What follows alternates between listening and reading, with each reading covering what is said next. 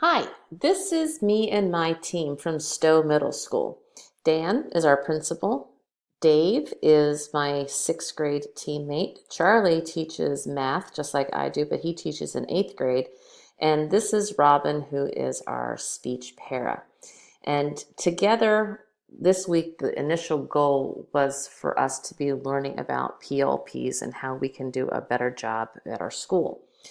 So that was their goal and objective. My goal and objective initially was I needed to get the credit for organization for my endorsement. Um, but I love to learn and I wanted to make it meaningful to me and to my school. So my goal under the organizational piece was to be learning more about flexible scheduling and grouping to help my grade level. So that would be Dave, myself, and Elise.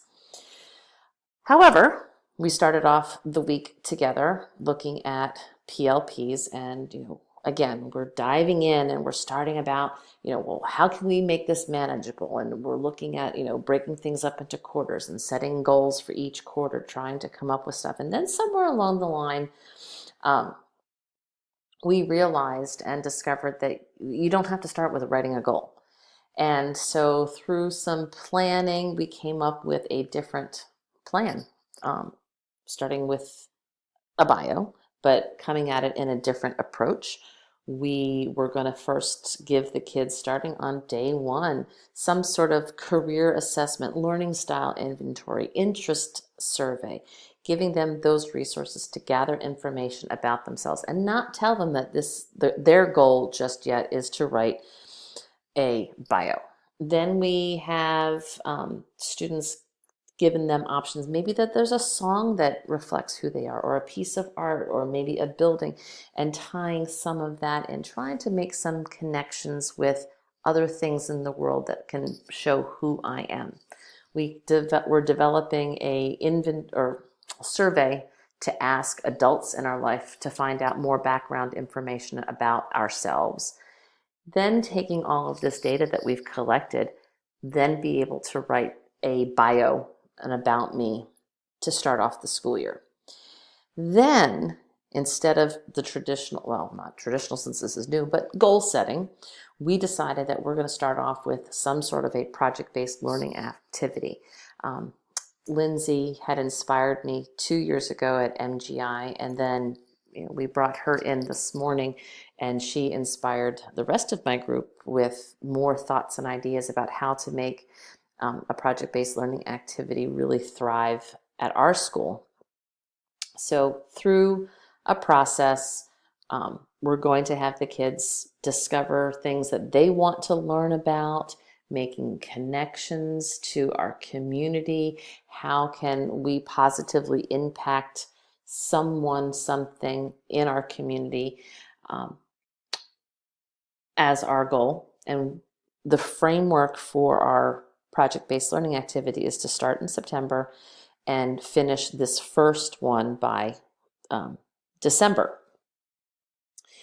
At the end, or in December, what we would be doing is we would be having the students then reflect on their experience with this project-based learning activity and identify some mission-related goals, some transferable skills that they can now identify in the work that they did do, set some goals for themselves so when we start in January on the second project-based learning activity, they know some of the bumps and challenges that happened in the first semester, and they'll be able to then move forward into the second semester. So we were working through all of these steps and phases, making sure that we knew some things. We had some questions. How are we going to do things? So there was lots of questions that we were generating about this whole process.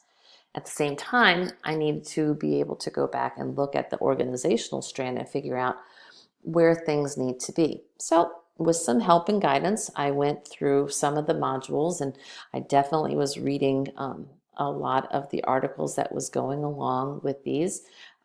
I read the interdisciplinary teaming module, the flexible grouping, the flexible scheduling.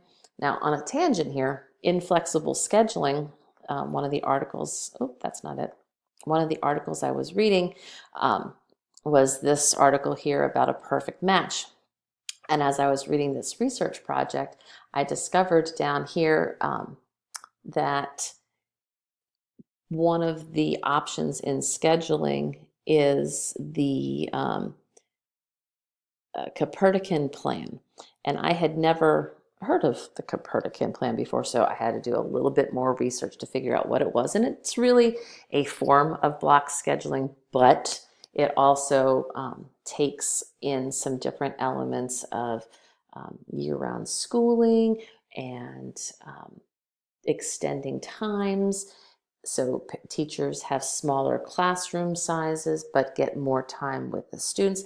It's an interesting approach. But in that process, I discovered that they did a research project on the Copernican plan at Central Bucks School District, which I graduated from in Pennsylvania, neighboring school districts, Hatboro, Horsham, and Pennsbury. Hatboro, Horsham, my cousin happens to be teaching, and so I quickly sent him an instant message going, "Are you guys still doing this?" And he's like, "That sounds something like the high school, but not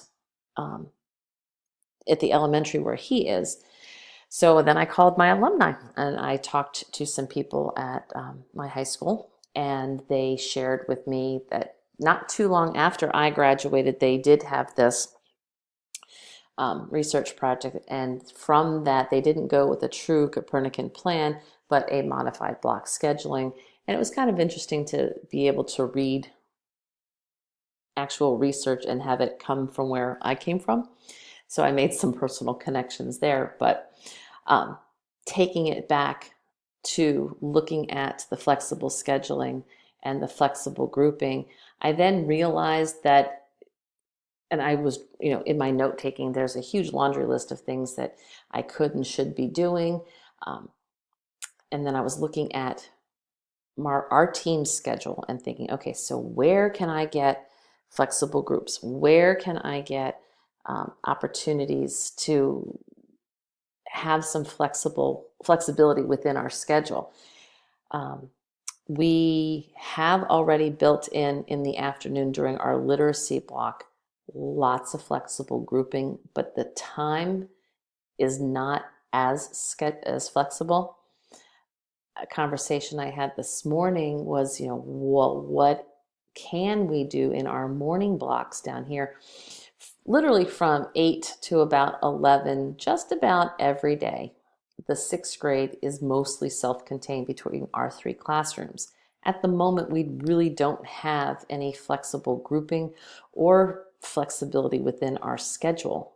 We do every now and then say something along the lines of, so on Thursday, instead of following a traditional Thursday schedule, I need to see all three of my math classes, so let's do a flip-flop, or let's have a second Wednesday schedule. So we have a little bit of flexibility that way, but when I was talking with Dana, it definitely opened my eyes to there is a bigger picture out there. There is definitely some more room for growth in how we group kids during these times and be very thoughtful and conscientious about it, which I thought, gave me some more questions and like, well, what do I do and how do I go?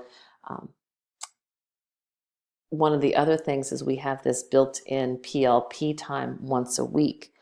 And in our conversation, we talked about some other flexible options, such as originally our PLP group was going to be our language arts and homeroom group.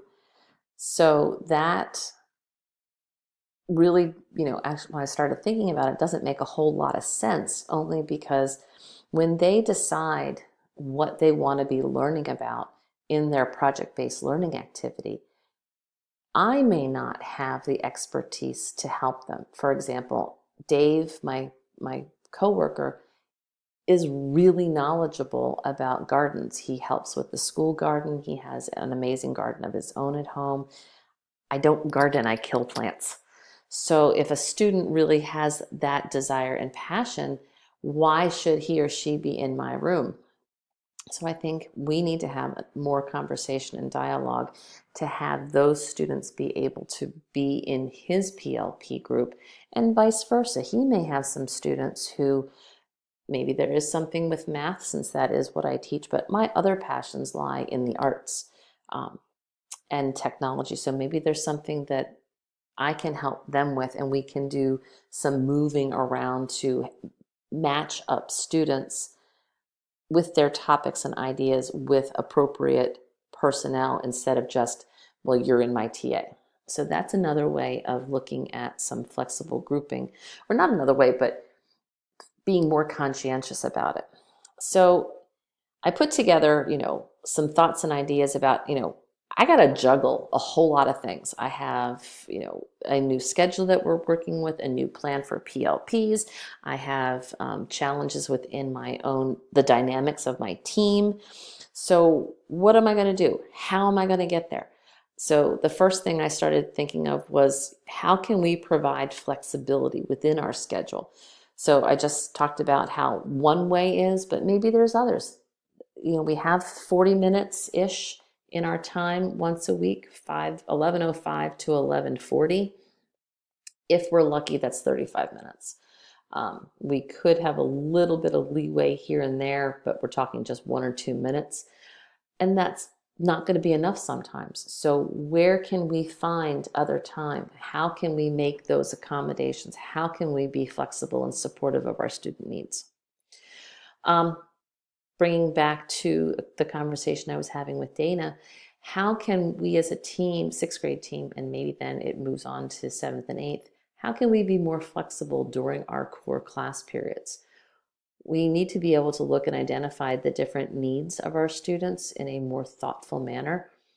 And how can we adjust some of our times? I think one of the great conversations that I had with him this morning was that we need to stop looking at the content of our core curriculum classes that we teach and focus more on those transferable skills. When a kid graduates, if they know, the date that somebody died, that's not important because they can Google that. They can find that information in less than 15 seconds on their phone. But what is important for them to be successful outside of school is, can they find those resources? Can they talk about it? Can they articulate it?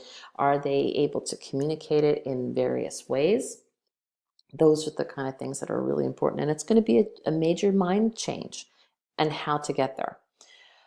Another question that I generated was, how can we be more flexible thinkers and educators in our own core classes? So those two elements go together. Think outside and be more flexible and forgiving with our time and let some things go. Nobody that I've ever met ever truly covers or teaches the entire curriculum in the whole year. We have to figure out, what is really important and what areas can we kind of let go so we can focus more on those transferable skills. So as far as my action research steps, I think I need to really be focusing on, are we meeting the needs of our students with flexible grouping and flexible scheduling? But instead of it just being in my sixth grade classroom and in my sixth grade team, since I am part of this team, how can we, using my lens of organization, help the flexibility for our PLPs?